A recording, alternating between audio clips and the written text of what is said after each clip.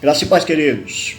Meus amados, eu estava ontem fazendo uma reflexão no Salmo 73, Salmo de Asaf, em que ele questiona aqui, ele faz aquele velho questionamento que tanta gente faz, né? Por que coisas boas acontecem a pessoas más, enquanto que pessoas boas passam por tantas dificuldades e tantas provações nesta vida? Então o salmista, ele chega aqui até a questionar a justiça divina. Eu quero continuar justamente do momento que Asaf ele tem uma mudança de postura em relação a esse pensamento, a partir do versículo 15.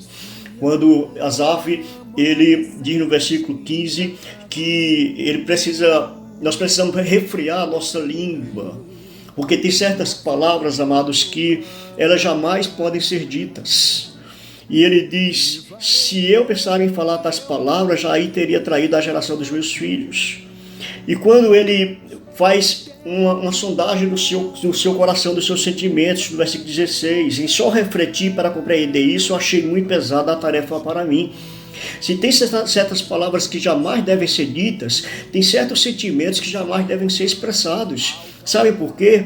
Porque nós temos uma responsabilidade para com o outro. Asaf diz que ele deve refrear sua língua para não trair a geração dos seus filhos. Ou seja, Asaf ele viu esse conflito dentro de si se dissipar justamente no momento em que entra na casa do Senhor, no versículo 17, até que eu entrei no santuário de Deus e eu atinei para o fim deles, para o fim do ímpio. Então Asaf ele deixa, queridos, agora essa visão que ele tinha de uma injustiça divina para entender a verdadeira realidade. Por quê? Porque Asaf ele deixa de ser um juiz de Deus para ser um adorador de Deus. E a casa de Deus foi o começo dessa mudança, dessa libertação. Porque quando a gente vai na casa de Deus, a gente percebe, a gente se encontra com pessoas que muitas vezes enfrentam conflitos iguais aos nossos, às vezes até maiores.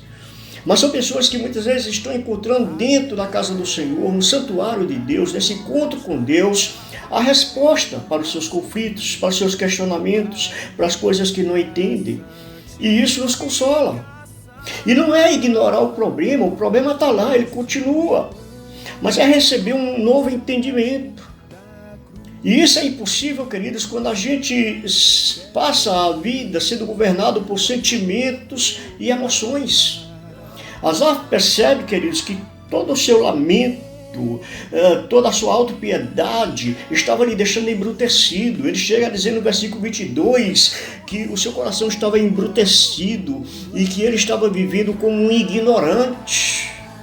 Mas, amados, a partir do versículo 23, ele diz, todavia, estou sempre contigo, tu me seguras pela minha mão direita. Todavia, essa é uma palavra muito importante na Bíblia, amados. O homem estava perdido, cativo, morto, mas Deus, todavia, é rico em misericórdia e nos salvou. O filho pródigo estava na lama, longe de casa, abandonado, todavia, ele voltou para casa e foi recebido pelo pai. A ovelha se desgarrou do rebanho, todavia o bom pastor foi atrás dela e a trouxe de volta. Queridos, Asaf diz, todavia tu me seguras pela minha mão.